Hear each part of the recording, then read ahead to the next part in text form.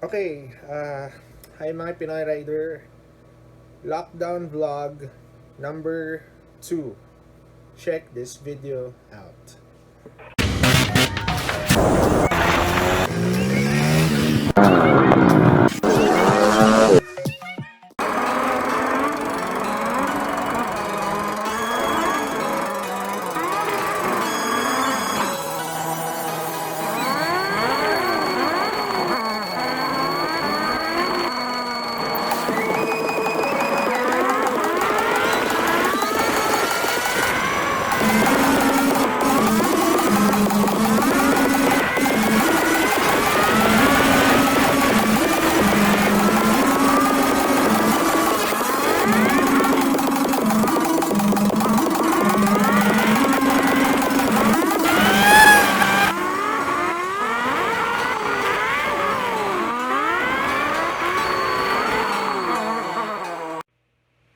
Being a long distance solo traveler, one of my dream rides is to complete the Luzon, Visayas, and Mindanao Loop, aka Luz Viminda ride.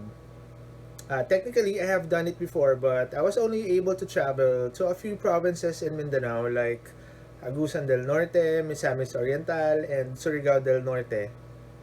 It is one of the items in my bucket list to go down south up to the southern edges of the Philippines, down to Davao, General Santos, and maybe even up to Zamboanga. But remember, I was able to go to Davao City and Samal Island before, but it was on an entirely different trip. What I'm talking about is going to do a Luz Viminda ride, me doing a Luz Viminda ride in one go.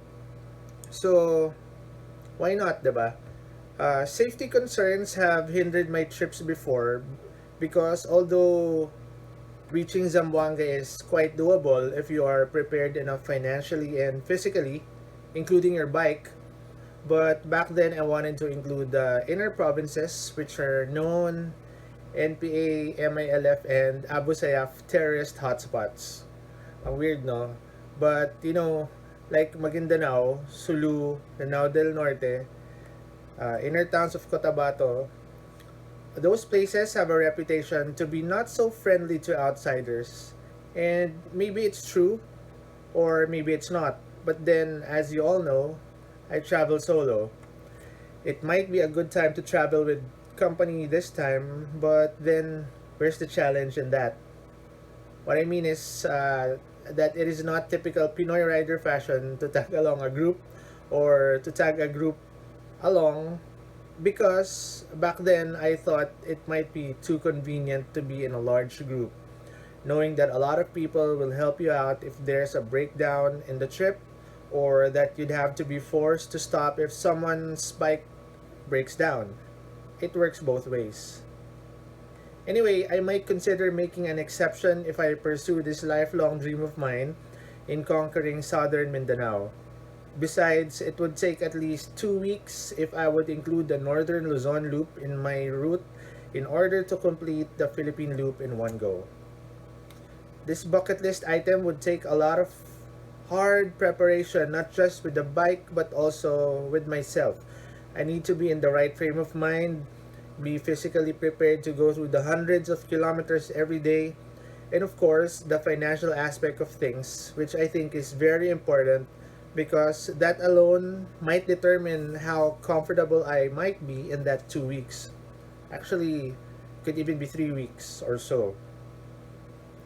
For instance, let's say I would be traveling an average of 350 kilometers every riding day.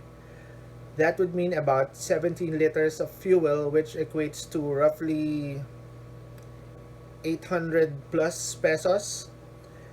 That's per day. And apart from the gas costs, there's your food budget. How much budget per meal should one allot? 50 per meal or 200 per meal? It depends on you really. And then there's the unavoidable lodging costs.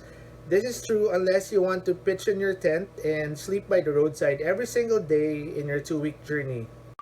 I tried to have a budget trip before. It didn't quite work out well for me.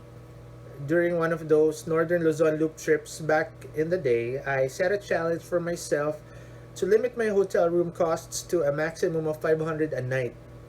There were times wherein I got 300 peso dorm type hotel rooms and it wasn't pleasant at all.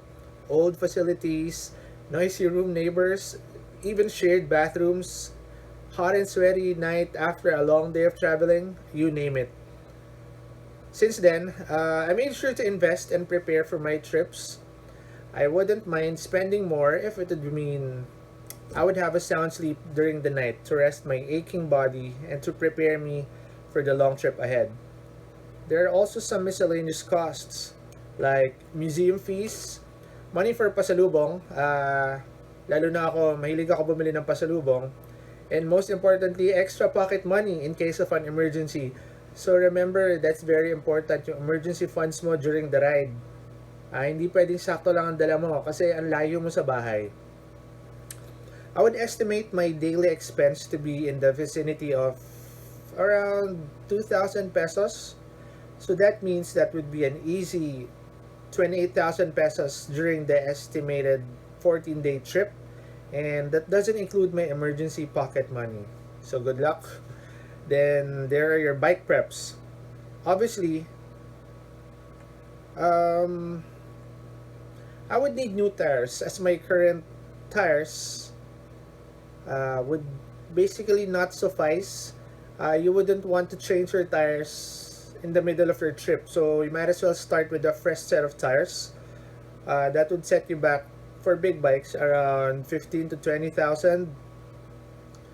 I would also need a modular touring helmet for my convenience during the ride, and a new pair and an extra pair of riding gloves. Riding pants and riding shoes are a must, as I'm used to wearing just rubber shoes during my daily city riding. I also have to change my bike's fully synthetic oil and would probably need to bring in some extra bottles during the ride in an estimated 5,000 to 6,000 kilometers. New sprockets and chains too, because I expect those two to be worn out easily if I will be using an old pair. I probably won't be needing a new drive chain, though my current chain is still good, but then you might as well change it for a very long ride, right? I also need to plan in advance my route. So I need the GPS on my bike. That would come in handy. Pwede na yung iPhone, actually. So I also need to install a luggage system. Probably a GV box, a rear top box, and also how about some side boxes, kasi this is very important for your luggage. Most likely I will be bringing a tail bag, a tank bag, and a pair of soft side luggage. I think a soft side luggage would really depend on the type of rider that you are, because although there are rain covers that is included when you buy it, iba pa rin yung protection ng hard luggage, kasi not only that it is waterproof, it is also very difficult to open para sa mga magdanakaw. But of course, may susi ka naman. It might sound overkill, but I'm pretty sure I'd have to wash my clothes somewhere in the middle of the journey. So during that long rides, I make it a point not to bring a backpack as much as possible, because it is very uncomfortable for me to carry kilos of luggage on my back. It is also unsafe for the rider to be minding his belongings during the ride, instead of just concentrating on the road. Also, notwithstanding the enormous cost and heavy preparation needed, I am very determined to complete my second Duzbiminda adventure, either later this year or maybe earlier part of next year. I hope to be able to share with you guys my experience through this channel, and also through my Facebook page, which would be facebook.com/Pinoy Rider. And if this pushes through, I hope that I will be able to do it safely. So, mga Pinoy rider, ride safely and live free, okay? Yan na, Ivan. I love you. Bye-bye.